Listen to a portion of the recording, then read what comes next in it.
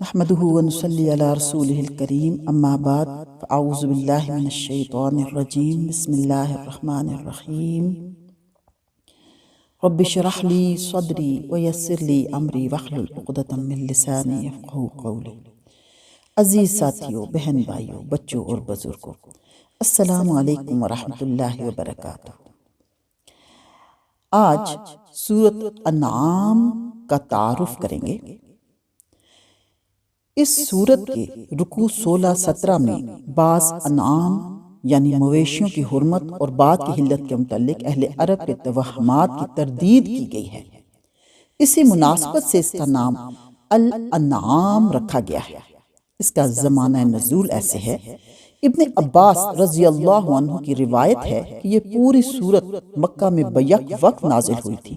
حضرت معاذ بن جبل رضی اللہ عنہ کی چچا زاد بہن اسما بنت یزید کہتی ہیں کہ جب یہ سورت نبی صلی اللہ علیہ وسلم پر نازل ہو رہی تھی، اس وقت آپ اونٹنی پر سوار تھے۔ میں اس کی نکیل پکڑے ہوئے تھی اور بوجھ کے مارے اونٹنی کا یہ حال ہو رہا تھا کہ معلوم ہوتا تھا اس کی ہڈیاں اب ٹوٹ جائیں گی۔ روایات میں اس کی بھی تصریح ہے کہ جس رات یہ نازل ہوئی اسی رات کو آپ نے اسے قلم بند کرا دیا۔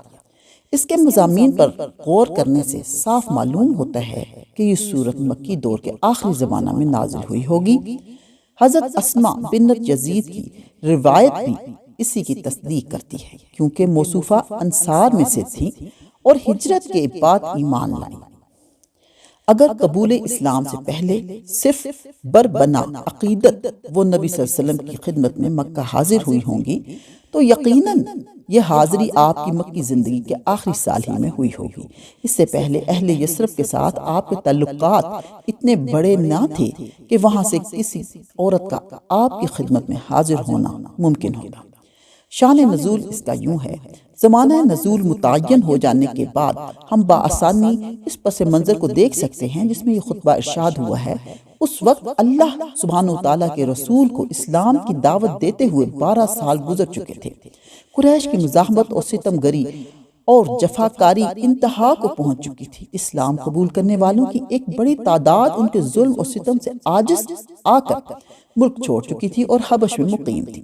نبی صلی اللہ علیہ وسلم کی تائید اور حمایت کے لیے نہ ابو طالب باقی رہے تھے اور نہ حضرت خدیجہ، اس لیے ہر دنیاوی سہارے سے محروم ہو کر آپ شدید مزاحمتوں کے مقابلہ میں تبلیغ رسالت کا فرض انجام دے رہے تھے۔ آپ کی تبلیغ کے اثر سے مکہ میں اور گرد و نواح کے قبائل میں بھی صالح افراد پہ در پہ اسلام قبول کرتے جا رہے تھے، لیکن قوم بحیثیت مجموعی انکار پر تلی ہوئی تھی۔ جہاں کوئی شخص اسلام کی طرف ادنا میلان بھی ظاہر کرتا تھا، اسے تان اور ملامت، جسمانی اذیت اور معاشی و معاشرتی مقاطعہ کا ہدف بننا پڑتا تھا۔ اس تاریک ماحول میں صرف ایک ہلکی سی شعاع یثرب کی طرف سے نمودار ہوئی تھی، جہاں سے اوس اور خزرج کے با اثر لوگ آ کر نبی صلی اللہ علیہ وسلم کے ہاتھ پر بیعت کر چکے تھے اور جہاں کسی اندرونی مزاحمت کے بغیر اسلام پھیلنا شروع ہو گیا تھا۔ مگر اس حقیر سی ابتدا میں مستقبل کے جو امکانات پوشیدہ تھے انہیں کوئی ظاہر بھی آنکھ تک نہ دیکھ سکتی تھی۔ بظاہر دیکھنے والوں کو جو کچھ نظر آتا تھا وہ بس یہ تھا کہ اسلام ایک کمزور سی تحریک ہے جس کی پشت پر کوئی مادی طاقت نہیں، جس کا داعی اپنے خاندان کی ضعیف سی حمایت کے سوا کوئی زور نہیں رکھتا، اور جسے قبول کرنے والے چند مٹھی بھر بے بس اور منتشر افراد اپنی قوم کے عقیدہ اور مسلک سے منحرف ہو کر اس طرح معاشرے سے نکال پھینکے گئے ہیں جیسے پتے اپنے درخت سے جھڑ کر زمین پر پھیل جائیں۔ اس صورت کے مضامین کو 7 بڑے بڑے عنوانات پر تقسیم کیا جا سکتا ہے۔ نمبر 1، شرک کا ابطال اور عقیدہ توحید کی طرف دعوت۔ نمبر 2، عقیدہ آخرت کی تبلیغ اور اس غلط خیال کی تردید کہ زندگی جو کچھ ہے بس یہی زندگی، یہی دنیا کی زندگی ہے۔ نمبر 3، جاہلیت کے ان توہمات کی تردید جن میں لوگ مبتلا تھے۔ نمبر 4، ان بڑے بڑے اصول اخلاق کی تلقین جن پر اسلام معاشرے کی تعمیر چاہتا تھا۔ نمبر 5، نبی آخر الزمان صلی اللہ علیہ وسلم اور آپ کی دعوت کے خلاف لوگوں کے اعتراضات کا جواب۔ نمبر 6، طویل جد و جہد کے باوجود دعوت کے نتیجہ خیز نہ ہونے پر حضرت صلی اللہ علیہ وسلم اور عام مسلمانوں کے اندر اضطراب اور دل شکستگی کی جو کیفیت پیدا ہو رہی تھی اس پر تسلی۔ نمبر 7، منکرین اور مخالفین کو ان کی غفلت اور سرشاری اور نادانستہ خودکشی پر نصیحت، تنبیہ اور تہدید۔ لیکن خطبہ کا انداز یہ نہیں ہے کہ ایک ایک عنوان پر الگ الگ یکجا گفتگو کی گئی ہو، بلکہ خطبہ ایک دریا کسی روانی کے ساتھ چلتا جاتا ہے، اور اس کے دوران میں یہ عنوانات مختلف طریقوں سے بار بار چھڑتے ہیں اور ہر بار ایک نئے انداز سے ان پر گفتگو کی جاتی ہے۔ اب ہم آتے ہیں مکی زندگی کے ادوار کی طرف۔ یہاں چونکہ پہلی مرتبہ ناظرین کے سامنے ایک مفصل مکی صورت آ رہی ہے، اس لیے مناسب معلوم ہوتا ہے کہ اس مقام پر ہم مکی صورتوں کے تاریخی پس منظر کی ایک جامع تشریح کر دیں، تاکہ آئندہ تمام مکی صورتوں کو اور ان کی تفسیر کے سلسلے میں ہمارے ارشادات کو سمجھنا آسان ہو جائے۔ جہاں تک مدنی صورتوں کا تعلق ہے، ان میں سے تو قریب ہر ایک کا زمانہ نزول معلوم ہے یا تھوڑی سی کاوش سے متعین کیا جا سکتا ہے، بلکہ ان کی تو بکثرت آیتوں کی انفرادی شان نزول تک معتبر روایات میں مل جاتی ہے۔ لیکن مکی صورتوں کے متعلق ہمارے پاس اتنے مفصل ذرائع معلومات موجود نہیں ہیں۔ بہت کم صورتیں یا آیتیں ایسی ہیں جن کے زمانہ نزول اور موقع نزول کے بارے میں کوئی صحیح اور معتبر روایت ملتی ہو، کیونکہ اس زمانہ کی تاریخ اس قدر جزئی تفصیلات کے ساتھ مرتب نہیں ہوئی ہے جیسے کہ مدنی دور کی تاریخ ہے۔ اس وجہ سے مکی صورتوں کے معاملوں میں ہم کو تاریخی شہادتوں کو بجائے زیادہ تر ان اندرونی شہادتوں پر اعتماد کرنا پڑتا ہے جو مختلف صورتوں کے موضوع، مضمون اور انداز بیان میں اور اپنے پس منظر کی طرف ان کی جعلی یا خفی اشارات میں پائی جاتی ہیں۔ اور ظاہر ہے کہ اس نوعیت کی شہادتوں سے مدد لے کر ایک ایک صورت اور ایک ایک آیت کے متعلق یہ تعین نہیں کیا جا سکتا کہ یہ فلاں تاریخ کو یا فلاں سنہ میں فلاں موقع پر نازل ہوئی ہے۔ زیادہ صحت کے ساتھ جو کچھ کیا جا سکتا ہے وہ صرف یہ ہے کہ ایک طرف ہم مکی صورتوں کی اندرونی شہادتوں کو اور دوسری طرف نبی صلی اللہ علیہ وسلم کی مکی زندگی کی تاریخ کو آمنے سامنے رکھیں، اور پھر دونوں کا تقابل کرتے ہوئے یہ رائے قائم کریں کہ کون سی صورت کس دور سے تعلق رکھتی ہے۔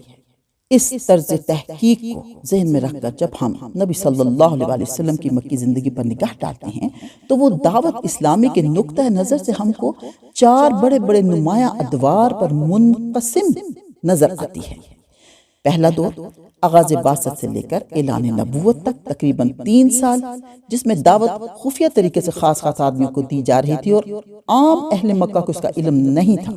دوسرا دور اعلان نبوت سے لے کر ظلم، ستم اور فتنہ کے آغاز تک تقریباً 2 سال، جس میں پہلے مخالفت شروع ہوئی، پھر اس نے مزاحمت کی شکل اختیار کی، پھر تضحیک، مذاق، الزامات، جھوٹے پروپیگنڈے اور مخالفانہ جتھا بندی تک نوبت پہنچی، اور بالآخر ان مسلمانوں پر زیادتیاں شروع ہو گئیں جو نسبتاً زیادہ غریب، کمزور اور بے یار و مددگار تھے۔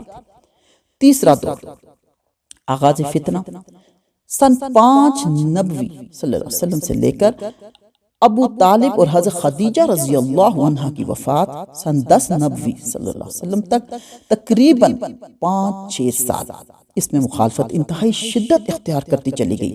بہت سے مسلمان کفار مکہ کے ظلم و ستم سے تنگ آ کر حبش کی طرف ہجرت کر گئے۔ نبی آخر الزمان حضرت محمد صلی اللہ علیہ وآلہ وسلم اور آپ کے خاندان اور باقی ماندہ مسلمانوں کا معاشی اور معاشرتی مقاطعہ کیا گیا، یعنی کہ ان کے ساتھ قطع تعلقی کی گئی، اور آپ اپنے حامیوں یعنی اپنے ساتھیوں اور دوستوں سمیت شاب ابی طالب میں محصور کر دیے گئے۔ اب چوتھا دور ہے۔ چوتھے دور میں سن 10 نبوی صلی اللہ علیہ وسلم سے لے کر سن 13 نبوی تک تقریباً 3 سال، یہ نبی آخر الزمان حضرت محمد صلی اللہ علیہ وسلم اور آپ کے ساتھیوں کے لیے انتہائی سختی اور مصیبت کا زمانہ تھا۔ مکہ میں آپ کے لیے زندگی 2 بھر کر دی گئی تھی۔ طائف گئے تو وہاں بھی پناہ نہ ملی۔ حج کے موقع پر عرب کے ایک قبیلہ سے آپ اپیل کرتے رہے کہ وہ آپ کی دعوت قبول کریں اور آپ کا ساتھ دیں، مگر ہر طرف سے کوڑا جواب ہی ملتا رہا، اور ادھر اہل مکہ بار بار یہ مشورے کرتے رہے کہ آپ کو قتل کر دیں یا قید کر دیں یا اپنی بستی سے نکال دیں۔ آخرکار اللہ کے فضل سے انصار کے دل اسلام کے لیے کھل گئے اور ان کی دعوت پر آپ نے مدینہ کی طرف ہجرت فرمائی۔ ان میں سے ہر دور میں قرآن مجید کی جو صورتیں نازل ہوئی ہیں وہ اپنے مضامین اور انداز بیان میں دوسرے دور کی صورتوں سے مختلف ہیں۔ ان میں کثرت کے ساتھ مقامات پر ایسے اشارات بھی پائے جاتے ہیں جن سے پس منظر کے حالات اور واقعات پر صاف روشنی پڑتی ہے۔ ہر دور کی خصوصیات کا اثر اس دور کے نازل شدہ کلام میں بہت بڑی حد تک نمایاں نظر آتا ہے۔ انہی علامات پر اعتماد کر کے ہم آئندہ ہر مکی سورہ کے دیباچہ میں یہ بتائیں گے کہ وہ مکہ کے کس دور میں نازل ہوئی ہے۔